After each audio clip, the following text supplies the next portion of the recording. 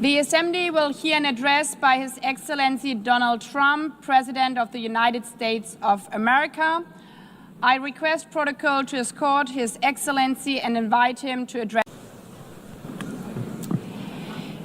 The Assembly will hear an address by His Excellency Donald Trump, President of the United States of America. The Assembly will hear an address by His Excellency Donald Trump, President of the United States of America. I request protocol to escort His Excellency and invite him to address the Assembly.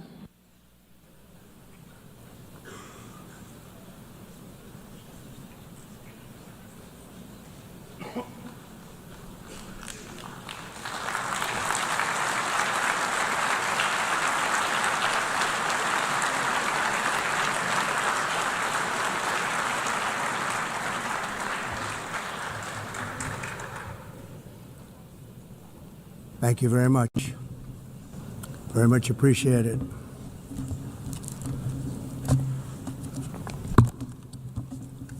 And I don't mind making this speech without a teleprompter, because the teleprompter is not working. I feel very happy to be up here with you nevertheless, and that way you speak more from the heart. I can only say that whoever's operating this teleprompter is in big trouble.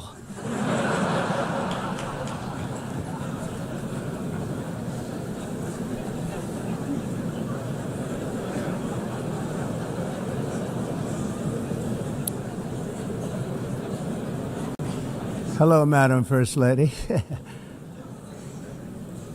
Thank you very much for being here. And Madam President, Mr. Secretary General, First Lady of the United States, distinguished delegates, ambassadors, and world leaders. 6 years have passed since I last stood in this grand hall and addressed a world that was prosperous and at peace in my first term. Since that day, the guns of war have shattered the peace I forged on 2 continents. An era of calm and stability gave way to one of the great crises of our time. And here in the United States, 4 years of weakness, lawlessness, and radicalism under the last administration delivered our nation into a repeated set of disasters. 1 year ago, our country was in deep trouble, but today, just 8 months into my administration, we are the hottest country anywhere in the world, and there is no other country even close. America is blessed with the strongest economy, the strongest borders, the strongest military, the strongest friendships, and the strongest spirit of any nation on the face of the earth. This is indeed the golden age of America. We are rapidly reversing the economic calamity we inherited from the previous administration, including ruinous price increases and record-setting inflation like we've never had before. Under my leadership, energy costs are down, gasoline prices are down, grocery prices are down, mortgage rates are down, and inflation has been defeated. The only thing that's up is the stock market, which just hit a record high. In fact, it hit a record high 48 times in the last short period of time. Growth is surging, manufacturing is booming. The stock market, as I said, is doing better than it's ever done. And all of you in this room benefit by that, almost everybody. And importantly, workers' wages are rising at the fastest pace in more than 60 years. And that's what it's all about, isn't it? In 4 years of President Biden, we had less than $1 trillion of new investment into the United States. In just 8 months since I took office, we have secured commitments and money already paid for $17 trillion. Think of it, 4 years, less than $1 trillion, 8 months, much more than $17 trillion is being invested in the United States. and it's now pouring in from all parts of the world. We've implemented the largest tax cuts in American history and the largest regulation cuts in American history, making this once and again the best country on earth to do business. And many of the people in this room are investing in America, and it's turned out to be an awfully good investment during this 8-month period. In my first term, I built the greatest economy in the history of the world. We had the best economy ever, history of the world. And I'm doing the same thing again, but this time it's actually much bigger and even better. The numbers far surpass my record-setting first term. On our southern border, we have successfully repelled a colossal invasion. And for the last 4 months, and that's 4 months in a row, the number of illegal aliens admitted and entering our country has been 0. Hard to believe, because if you look back just a year ago, it was millions and millions of people pouring in from all over the world, from prisons, from mental institutions, drug dealers. All over the world they came. They just poured into our country with the ridiculous open border policy of the Biden administration.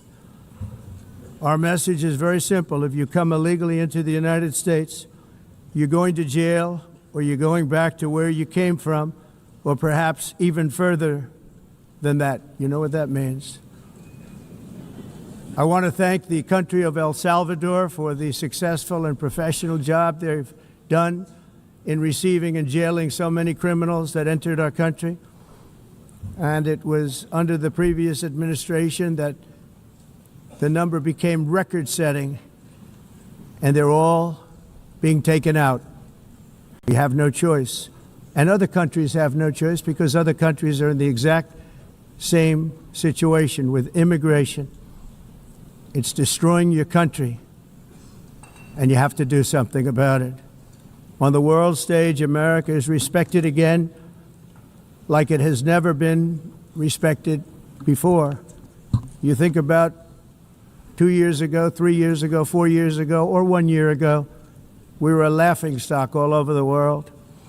At the NATO summit in June, virtually all NATO members formally committed to increase defense spending at my request from 2% to 5% of GDP, making our alliance far stronger and more powerful than it was ever before. In May, I traveled to the Middle East to visit my friends and rebuild our partnerships in the Gulf and those valued relationships with Saudi Arabia, Qatar, and the UAE, and other countries are now, I believe, closer than ever before. My administration has negotiated one historic trade deal after another, including with the United Kingdom, the European Union, Japan, South Korea, Vietnam, Indonesia, the Philippines, Malaysia, and many, many others. Likewise, in a period of just 7 months, I have ended 7 unendable wars. They said they were unendable. You're never going to get them solved. Some were going for 31 years, 2 of them, 31, think of it, 31 years. One was 36 years. One was 28 years. I ended 7 wars. And in all cases, they were raging with countless thousands of people being killed. This includes Cambodia and Thailand, Kosovo and Serbia, the Congo and Rwanda, a vicious, violent war that was, Pakistan and India, Israel and Iran, Egypt and Ethiopia, and Armenia and Azerbaijan. It included all of them. No president or prime minister, and for that matter, no other country has ever done anything close to that. And I did it in just 7 months. It's never happened before. There's never been anything like that. I'm very honored to have done it. It's too bad that I had to do these things instead of the United Nations doing them. And sadly, in all cases, the United Nations did not even try to help in any of them. I ended 7 wars, dealt with the leaders of each and every one of these countries and never even received a phone call from the United Nations offering to help in finalizing the deal. All I got from the United Nations was an escalator that on the way up stopped right in the middle. If the First Lady wasn't in great shape, she would have fallen. But she's in great shape. We're both in good shape. We both stood. And then a teleprompter that didn't work. These are the two things I got from the United Nations, a bad escalator and a bad teleprompter. Thank you very much. And by the way, it's working now. It just went on. Thank you. I think I should just do it the other way. It's easier. Thank you very much. I didn't think of it at the time because I was too busy working to save millions of lives. That is the saving and stopping of these wars. But later I realized that the United Nations wasn't there for us. They weren't there. I thought of it really after the fact, not during these negotiations, which were not easy. That being the case, what is the purpose of the United Nations? The UN has such tremendous potential. I've always said it. It has such tremendous, tremendous potential, but it's not even coming close to living up to that potential. For the most part, at least for now, all they seem to do is write a really strongly worded letter and then never follow that letter up. It's empty words, and empty words don't solve war. The only thing that solves war and wars is action. Now, after ending all of these wars and also earlier negotiating the Abraham Accords, which is a very big thing for which our country received no credit, never receives credit. Everyone says that I should get the Nobel Peace Prize for each one of these achievements. But for me, the real prize will be the sons and daughters who live to grow up with their mothers and fathers, because millions of people are no longer being killed in endless and unglorious wars. What I care about is not winning prizes, it's saving lives. We saved millions and millions of lives with the 7 wars. And we have others that we're working on, and you know that. Many years ago, a very successful real estate developer in New York, known as Donald J. Trump, I bid on the renovation and rebuilding of this very United Nations complex. I remember it so well. I said at the time that I would do it for $500 million, rebuilding everything. It would be beautiful. I used to talk about, I'm going to give you marble floors. They're going to give you terrazzo. I'm going to give you the best of everything. You're going to have mahogany walls. They're going to give you plastic. But they decided to go in another direction, which was much more expensive at the time, and which actually produced a far inferior product. And I realized that they did not know what they were doing when it came to construction, and that their building concepts were so wrong, and the product that they were proposing to build was so bad and so costly. It was going to cost them a fortune. And I said, and wait till you see the overruns. Well, I turned out to be right. They had massive cost overruns and spent between $2 and $4 billion on the building and did not even get the marble floors that I promised them. You walk on terrazzo. Do you notice that? As far as I'm concerned, frankly, looking at the building and getting stuck on the escalator, they still haven't finished the job. They still haven't finished. That was years ago. The project was so corrupt that Congress actually asked me to testify before them on the tremendous waste of money, because it turned out that they had no idea what it was, but they knew it was anywhere between $2 and $4 billion as opposed to $500 million with a guarantee. But they had no idea, and I said it cost much more than $5 billion. Unfortunately, many things in the United Nations are happening just like that, but on an even much bigger scale, much, much bigger. Very sad to see. Whether the UN can manage to play a productive role, I've come here today to offer the hand of American leadership and friendship to any nation in this assembly that is willing to join us in forging a safer, more prosperous world. And it's a world that we'll be much happier with, A dramatically better future is within our reach. But to get there, we must reject the failed approaches of the past and work together to confront some of the greatest threats in history. There is no more serious danger to our planet today than the most powerful and destructive weapons ever devised by man, of which the United States, as you know, has many. Just as I did in my first term, I've made containing these threats a top priority, starting with the nation of Iran. My position is very simple. The world's #1 sponsor of terror can never be allowed to possess the most dangerous weapon. That's why, shortly after taking office, I sent the so-called Supreme Leader a letter making a generous offer. I extended a pledge of full cooperation in exchange for a suspension of Iran's nuclear program. The regime's answer was to continue their constant threats to their neighbors and U.S. interests throughout the region and some great countries that are right nearby. Today, many of Iran's former military commanders, in fact, I can say almost all of them, are no longer with us. They're dead. And 3 months ago, in Operation Midnight Hammer, 7 American B-2 bombers dropped the 14 30,000-pound each bombs on Iran's key nuclear facilities, totally obliterating everything. No other country on earth could have done what we did. No other country has the equipment to do what we did. We have the greatest weapons on earth. We hate to use them. But we did something that for 22 years people wanted to do. With Iran's nuclear enrichment capacity demolished, I immediately brokered an end to the 12-day war, as it's called, between Israel and Iran, with both sides agreeing to fight no longer. As everyone knows, I have also been deeply engaged in seeking a ceasefire in Gaza. Have to get that done. Have to get it done.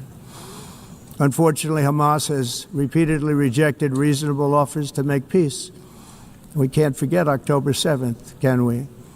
Now, as if to encourage continued conflict, some of this body is seeking to unilaterally recognize a Palestinian state.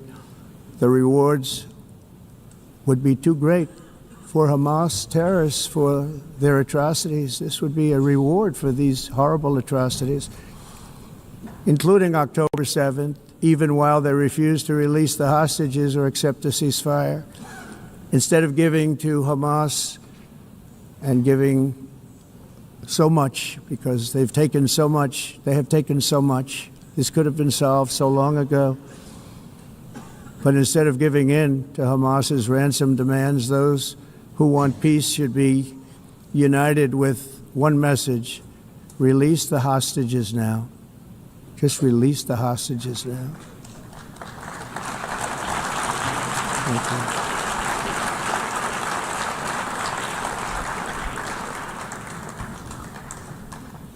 Thank you. As we have got to come together, and we will come together, got to get it done.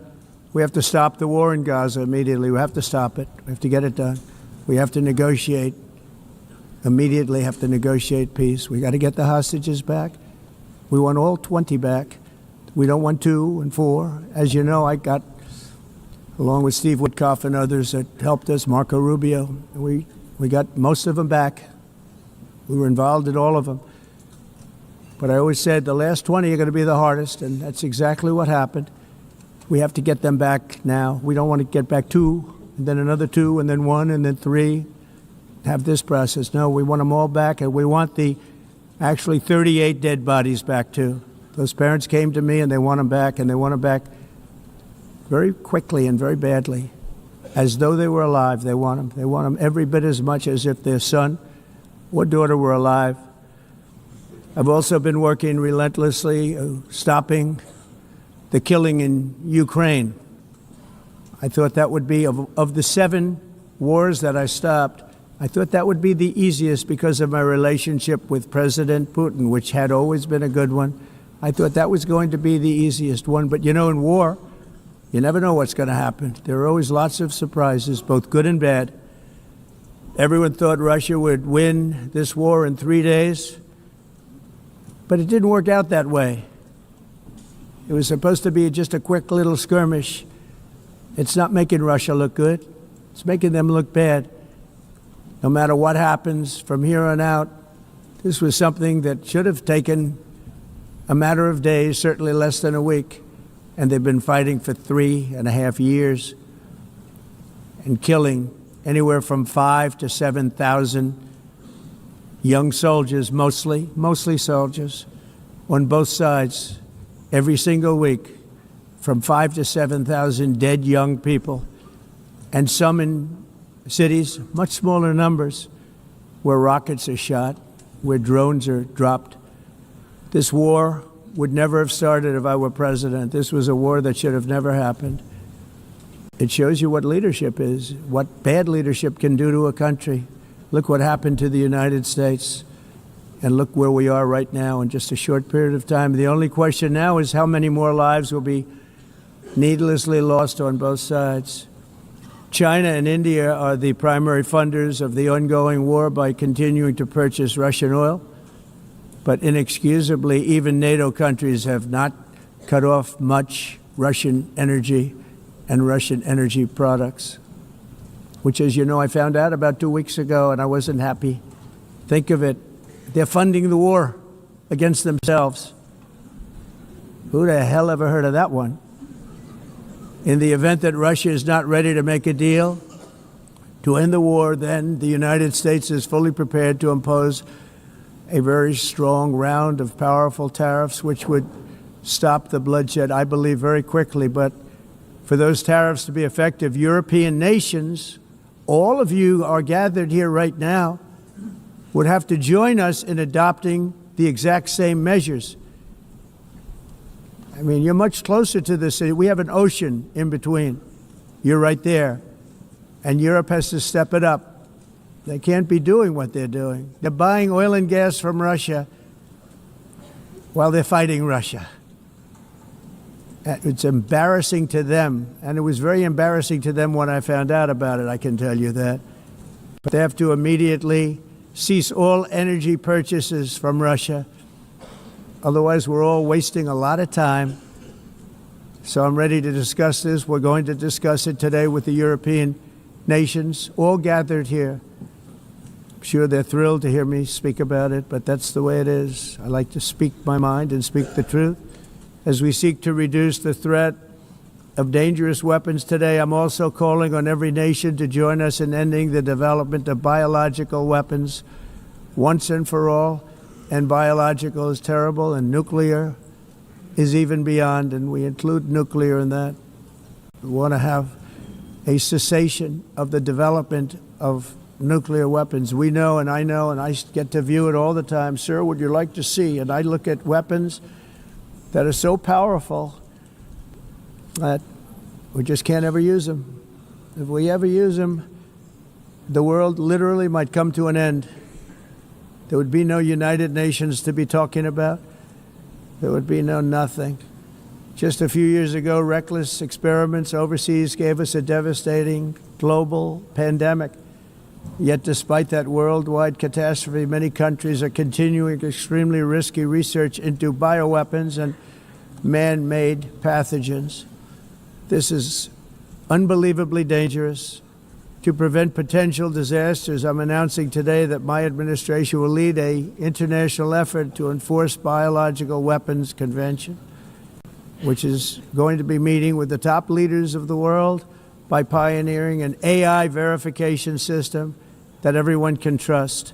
Hopefully the UN can play a constructive role, and it will also be one of the early projects under AI. Let's see how good it is, because a lot of people are saying it could be one of the great things ever, but it also can be dangerous, but it can be put to tremendous use and tremendous good, and this would be an example of that. Not only is the UN not solving the problems it should, too often, it's actually creating new problems for us to solve. The best example is the number one political issue of our time, the crisis of uncontrolled migration. It's uncontrolled. Your countries are being ruined. The United Nations is funding an assault on Western countries and their borders. In 2024, the UN budgeted $372 million in cash assistance to support an estimated 624,000 migrants journeying into the United States. Think of that. The UN is supporting people that are illegally coming into the United States, and then we have to get them out. The UN also provided food, shelter, transportation, and debit cards to illegal aliens. Can you believe that? On the way to infiltrate our southern border. Millions of people came through that southern border. Just a year ago, millions and millions of people were pouring in, 25 million altogether over the 4 years of the incompetent Biden administration. And now we have it stopped, totally stopped. In fact, they're not even coming anymore because they know they can't get through. But what took place is totally unacceptable. The UN is supposed to stop invasions, not create them and not finance them. In the United States, we reject the idea that mass numbers of people from foreign lands can be permitted to travel halfway around the world, trample our borders, violate our sovereignty, cause unmitigated crime, and deplete our social safety net. We have reasserted that America belongs to the American people, and I encourage all countries to take their own stand in defense of their citizens as well. You have to do that because I see it. I'm not mentioning names. I see it, and I could call every single one of them out. You're destroying your countries. They're being destroyed. Europe is in serious trouble. They've been invaded by a force of illegal aliens like nobody's ever seen before. Illegal aliens are pouring into Europe. Nobody is ever, and nobody's doing anything to change it, to get them out. It's not sustainable. And because they choose to be politically correct, they're doing just absolutely nothing about it. And I have to say, I look at London where you have a terrible mayor, terrible, terrible mayor. And it's been so changed, so changed. Now they want to go to Sharia law. But you're in a different country. You can't do that. Both the immigration and their suicidal energy ideas will be the death of Western Europe if something is not done immediately. This cannot be sustained. What makes the world so beautiful is that each country is unique. But to stay this way, every sovereign nation must have the right to control their own borders. You have the right to control your borders, as we do now, and to limit the sheer numbers of migrants entering their countries and paid for by the people of that nation that were there and that built that particular nation at the time. They put their blood, sweat, tears, money into that country, and now they're being ruined. Proud nations must be allowed to protect their communities and prevent their societies from being overwhelmed by people they have never seen before, with different customs, religions, with different everything. Where migrants have violated laws, lodged false asylum claims, or claimed refugee status for illegitimate reasons, they should, in many cases, be immediately sent home. And while we will always have a big heart for places and people that are struggling and truly compassionate, answers will be given. We have to solve the problem, and we have to solve it in their countries, not create new problems in our countries. And we are very helpful to a lot of countries that are just not able to send their people anymore. They used to send them to us in caravans of 25,000, 30,000 people each. These massive caravans of people pouring into our country, totally unchecked and unvetted. But not anymore. According to the Council of Europe in 2024, almost 50% of inmates in German prisons were foreign nationals or migrants. In Austria, the number was 53% of the people in prisons were from places that weren't from where they are now. In Greece, the number was 54%, and in Switzerland, beautiful Switzerland, 72% of the people in prisons are from outside of Switzerland. When your prisons are filled with so-called asylum seekers who repaid kindness, and that's what they did, they repaid kindness with crime, It's time to end the failed experiment of open borders. You have to end it now. See, I can tell you. I'm really good at this stuff. Your countries are going to hell. In America, we've taken bold action to swiftly shut down uncontrolled migration. Once we started detaining and deporting everyone who crossed the border and removing illegal aliens from the United States, they simply stopped coming. They're not coming anymore. We're getting a lot of credit, but they're not coming anymore. This was a humanitarian act for all involved, because on the trips up, thousands of people a week were dying. Women were being raped. Nobody's ever seen anything like it. Raped, horribly beaten, raped. On the trip up, the journey up, it was a long walk. It was a long, arduous journey, indeed. And it was also a historic victory against human trafficking throughout the region. What we did was a victory, and we saved so many lives of people that wouldn't make the journey. That journey was loaded up with death. Loaded up with death. Dead bodies all along the roads of jungles to get up. They go through jungles, they go through areas so hot you couldn't breathe. They were dying of suffocation, areas so hot that you couldn't breathe. Dead bodies all over. By them not coming, we're saving tremendous numbers of lives. My people have done a fantastic job in doing what they did, and the American public agrees with it. I mean, I was very proud to see this morning I have the highest poll numbers I've ever had. Part of it is because of what we've done on the border. I guess the other part is what we've done on the economy. Joe Biden's policies empowered murderous gangs, human smugglers, child traffickers, drug cartels, and prisoners from all over the world. The previous administration also lost nearly 300,000 children. Think of that. They lost more than 300,000 children, little children, who were trafficked into the United States on the Biden watch, many of whom have been raped, exploited, and abused, and sold. Sold. Nobody talks about that. The fake news doesn't write about it. With many others, young children who are missing or dead. And we found a lot of these children, and we're sending them back, and we've been sending them back to their parents. They said, nobody knows who they are. They said, where do you come from? And they'll give us a country, and we'll find out, and we'll figure it out, and we'll bring them back to their homes. And the mother and father rush to the door, and their tears in their eyes. They can't believe that they're seeing their son or daughter, their little son or daughter again. We've done almost 30,000 of them so far. Any system that results in the mass trafficking of children is inherently evil. Yet that is exactly what the globalist migration agenda has done, and it's what it's all about. In America, those days, as you know, are over. The Trump administration is working, and we are continuing to work to track down the villains that are causing this problem, and also, as I said, to get back the 30,000 we've already returned. Now I think we're going to have another. We're going to find a lot. You're not going to find all of them. 300, more than 300,000. They're lost or they're dead. They're lost or they're dead because of the animals that did this. To protect our citizens, I've also designated multiple savage drug cartels as far as and you see this, and you see it happening right before your eyes. Let's put it this way. People don't like taking big loads of drugs in boats anymore. There aren't too many boats that are traveling on the seas by Venezuela. They tend not to want to travel very quickly anymore.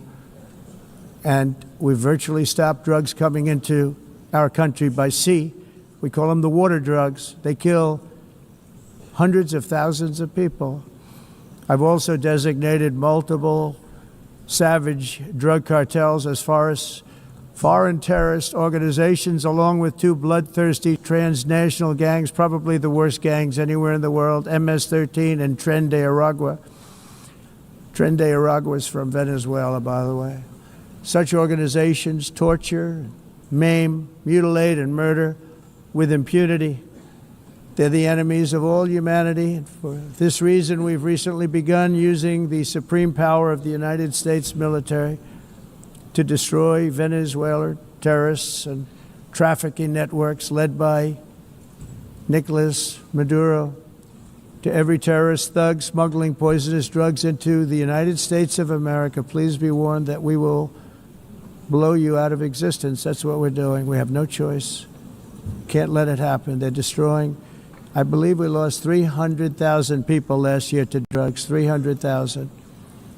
Fentanyl and other drugs. Each boat that we sink carries drugs that would kill more than 25,000 Americans. We will not let that happen. Energy is another area where the United States is now thriving like never before. We're getting rid of the falsely named renewables. By the way, they're a joke. They don't work. They're too expensive. They're not strong enough to fire up the plants that you need to make your country great. The wind doesn't blow. Those big windmills are so pathetic and so bad, so expensive to operate. And they have to be rebuilt all the time, and they start to rust and rot. Most expensive energy ever conceived, and it's actually energy. You're supposed to make money with energy, not lose money. You lose money, the governments have to subsidize. You can't put them out without massive subsidies. And most of them are built in China, and I give China a lot of credit. They build them, but they have very few wind farms. So why is it that they build them and they send them all over the world, but they barely use them? You know what they use? Coal. They use gas. They use almost anything, but they don't like wind. But they sure as hell like selling the windmills. Europe, on the other hand, has a long way to go, with many countries being on the brink of destruction because of the green energy agenda. And I give a lot of credit to Germany. Germany was being led down a very sick path, both on immigration, by the way, and on energy. They were going green, and they were going bankrupt. And the new leadership came in, and they went back to where they were with fossil fuel and with nuclear, which is good. It's now safe, and you can do it properly. But they went back to where they were, and they opened up a lot of different plants, energy-producing plants, and they're doing well. I give Germany a lot of credit for that. They've said this is a disaster, what's happening. They were going all green. All green is all bankrupt. That's what it represents. And it's not politically correct. I'll be very badly criticized for saying it, but I'm here to tell the truth. I don't care. It doesn't matter to me. I'm in New York City. I'm feeling a lot safer. Crime, we're getting crime down. And by the way, speaking of crime, Washington, D.C. Washington, D.C. was the crime capital of America. Now it's after 12 days, it's a totally safe city. Everyone's going out to dinner. They're going out to restaurants. Your wife can walk down the middle of the street with or without you. Nothing's going to happen. My people have done a fantastic job. And yes, I called in the National Guard, and the National Guard took care of business. And they weren't politically correct, but they took care of business. We got 1,700 career criminals out, brought them back to where they came from, the countries where they came from, or put them in jails.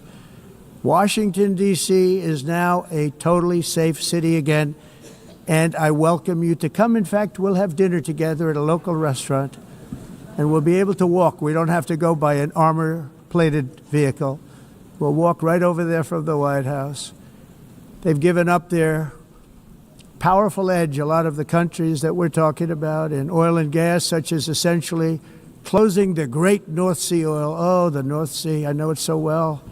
Aberdeen was the oil capital of Europe, and there's tremendous oil that hasn't been found in the North Sea. Tremendous oil. And I was with the Prime Minister I respect and like a lot, and I said, you're sitting with the greatest asset. They essentially closed it by making it so highly taxed that no developer, no oil company can go there. They have tremendous oil left, and more importantly, they have tremendous oil that hasn't even been found yet. And what a tremendous asset for the United Kingdom. And I hope the Prime Minister is listening, because I told it to him 3 days in a row. That's all he heard. North Sea oil, North Sea, because I want to see them do well. I want to stop seeing them ruining that beautiful Scottish and English countryside with windmills and massive solar panels that go 7 miles by 7 miles, taking away farmland. But we're not letting this happen in America. In 1982, the executive director of the United Nations Environmental Program predicted that by the year 2000, climate change would cause a global catastrophe. He said that it will be irreversible, as any nuclear holocaust would be. This is what they said at the United Nations. What happened? Here we are.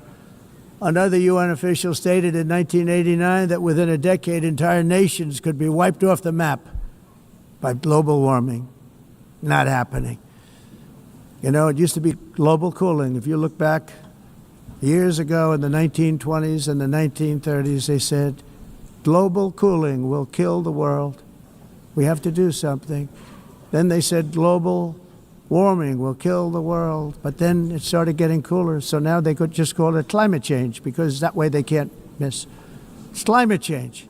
Because if it goes higher or lower, whatever the hell happens, there's climate change. It's the greatest con job ever perpetrated on the world, in my opinion. Climate change, no matter what happens, you're involved in that. No more global warming, no more global cooling. All of these predictions made by the United Nations and many others, often for bad reasons, were wrong. They were made by stupid people that have cost their countries fortunes and given those same countries no chance for success. If you don't get away from this green scam, your country is going to fail. And I'm really good at predicting things, you know. They actually said during the campaign they had a hat, the best-selling hat. Trump was right about everything. And I don't say that in a braggadocious way, but it's true. I've been right about everything. And I'm telling you that if you don't get away from the green energy scam, your country is going to fail. And if you don't stop people that you've never seen before, that you have nothing in common with, your country is going to fail. I'm the president of the United States, but I worry about Europe. I love Europe. I love the people of Europe. And I hate to see it being devastated by energy and immigration. This double-tailed monster destroys everything in its wake, and they cannot let that happen any longer. You're doing it because you want to be nice. You want to be politically correct, and you're destroying your heritage. They must take control strongly and immediately of the unmitigated immigration disaster and the fake energy catastrophe before it's too late. The carbon footprint is a hoax made up by people with evil intentions, and they're heading down a path of total destruction. You know, the carbon footprint, it was a big, big thing a few years ago. I remember hearing about the carbon footprint, and then President Obama would get into Air Force One, a massive Boeing 747, and not a new one, an old one with old engines that spew everything into the atmosphere. He'd talk about the carbon footprint, we must do so. Then he'd get in and he'd fly from Washington to Hawaii to play a round of golf. And then he'd get back onto that big, beautiful plane and he'd fly back and he'd talk about, again, global warming and the carbon footprint. It's a con job. At extreme cost and expense, Europe reduced its own carbon footprint by 37%. Think of that. Congratulations, Europe. Great job. You cost yourself a lot of jobs, a lot of factories closed, but you reduced the carbon footprint by 37%. However, for all of that sacrifice and much more, it's been totally wiped out and then some by a global increase of 54%. Much of it coming from China and other countries that are thriving around China, which now produces more CO2 than all the other developed nations in the world. So all of these countries are working so hard on the carbon footprint, which is nonsense, by the way. It's nonsense. You know, it's interesting. In the United States, we have still radicalized environmentalists, and they want the factories to stop. Everything should stop. No more cows. We don't want cows anymore. I guess they want to kill all the cows. They want to do things that are just unbelievable, and you have it too. But you know, we have a border, strong, and we have a shape and that shape doesn't just go straight up. That shape is amorphous when it comes to the atmosphere. And if we had the most clean air, and I think we do, we have very clean air. We have the cleanest air we've had in many, many years. But the problem is that other countries, like China, which has air that's a little bit rough, it blows. And no matter what you're doing down here, the air up here tends to get very dirty because it comes in from other countries where their air isn't so clean. And the environmentalists refuse to acknowledge that. Same thing with garbage. In Asia, they dump much of their garbage right into the ocean. And over about a 1 week and 2 week journey, it flows right past Los Angeles. You've seen it. Massive amounts of garbage, almost too much to do anything about, flowing past Los Angeles, past San Francisco. And then somebody will get in trouble because he dropped a cigarette on the beach. The whole thing is crazy. The primary effect of these brutal green energy policies has not been to help the environment, but to redistribute manufacturing and industrial activity from developed countries that follow the insane rules that are put down to polluting countries that break the rules and are making a fortune. They're making a fortune. European electricity bills are now 4 to 5 times more expensive than those in China, and 2 to 3 times higher than the United States. And our bills are coming way down. You probably see that our gasoline prices are way down. You know, we have an expression, drill, baby, drill, and that's what we're doing. We're going to be much lower in a year from now. But they've come way down over the last year. As a result, every air conditioner is like very uncommon to see one in some of these countries because the electric costs are so high. So while the U.S. has approximately 1,300 heat-related deaths annually, that's a lot, Europe loses more than 175,000 people to heat deaths each year because the costs are so expensive you can't turn on an air conditioner. What is that all about? That's not Europe. That's not the Europe that I love and know. All in the name of pretending to stop the global warming hoax.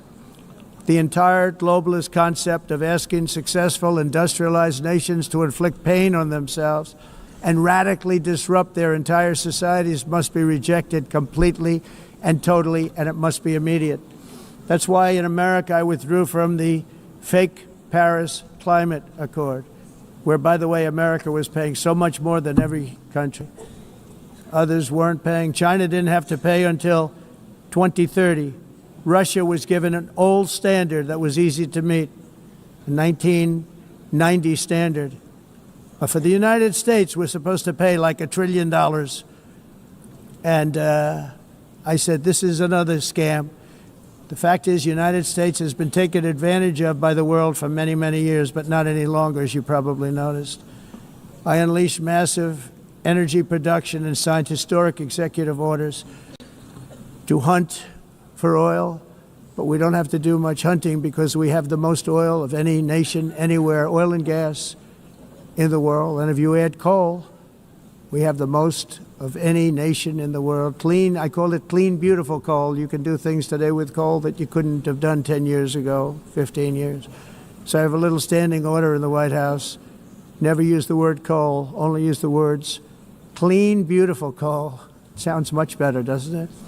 But we stand ready to provide any country with abundant, affordable energy supplies if you need them, when most of you do. We're proudly exporting energy all over the world. We're now the largest exporter.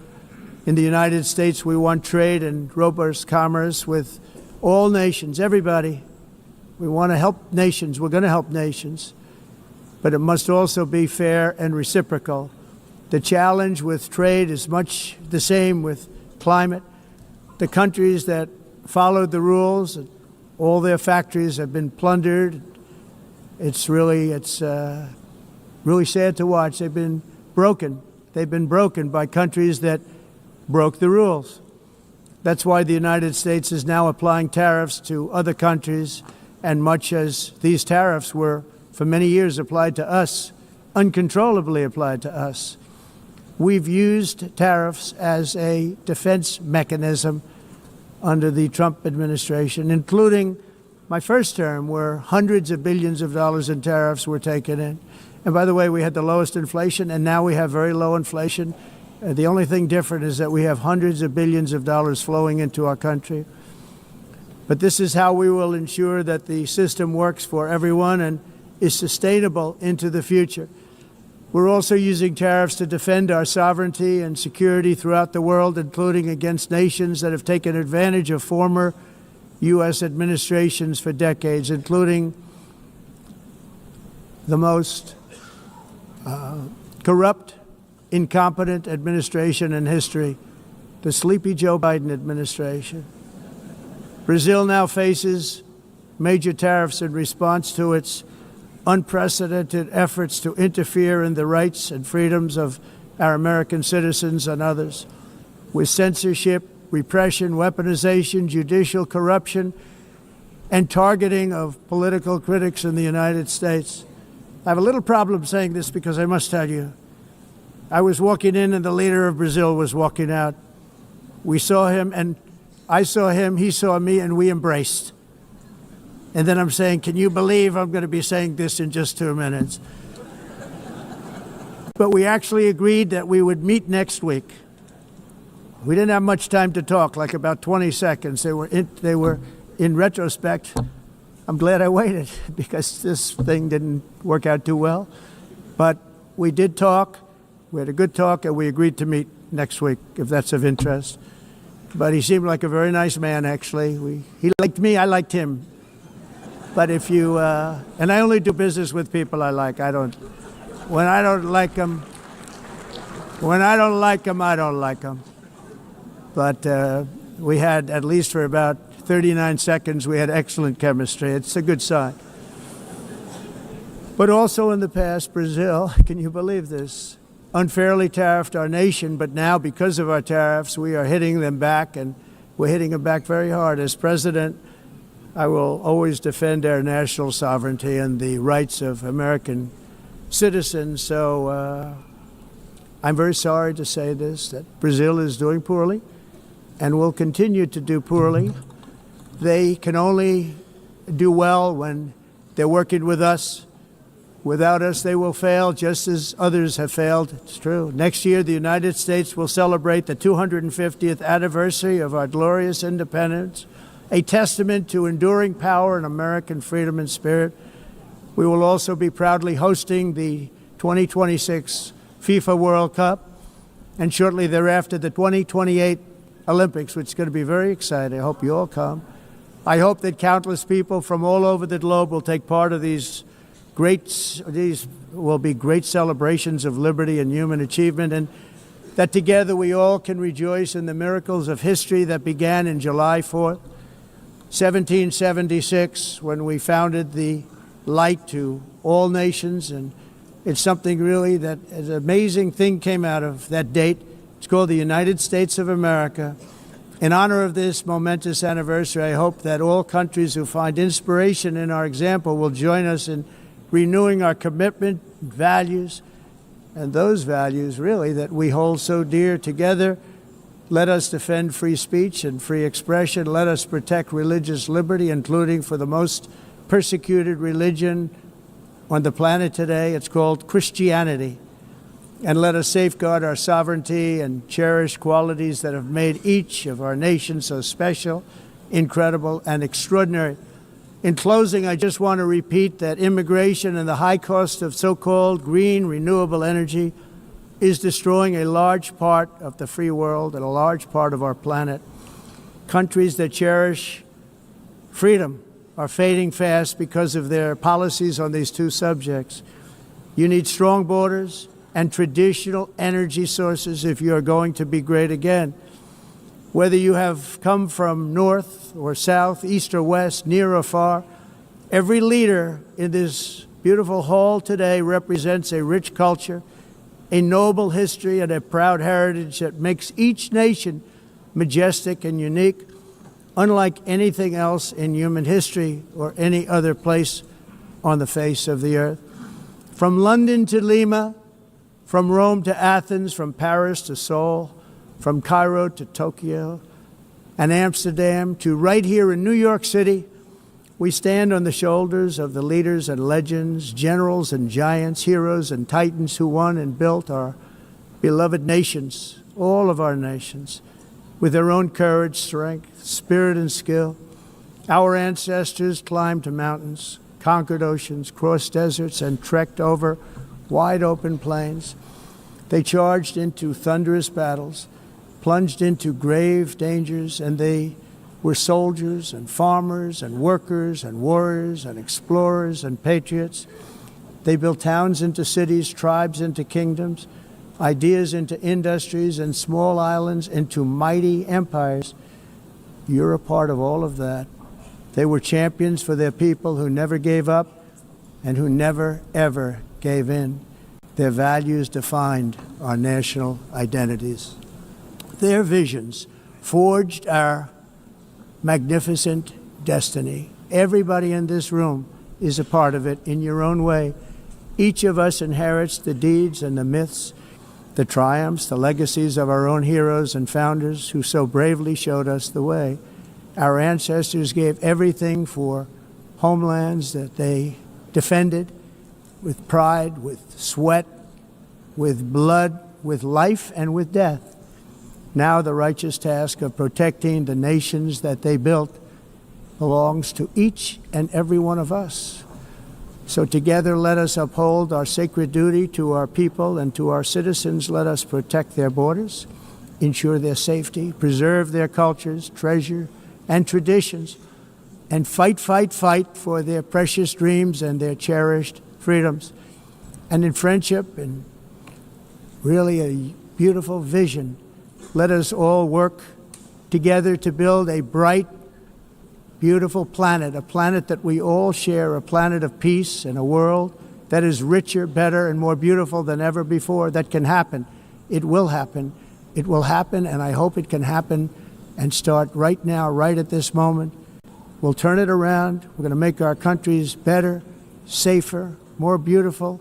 We're going to take care of our people. Thank you very much. It's been an honor. God bless the nations of the world. Thank you very much. Bye.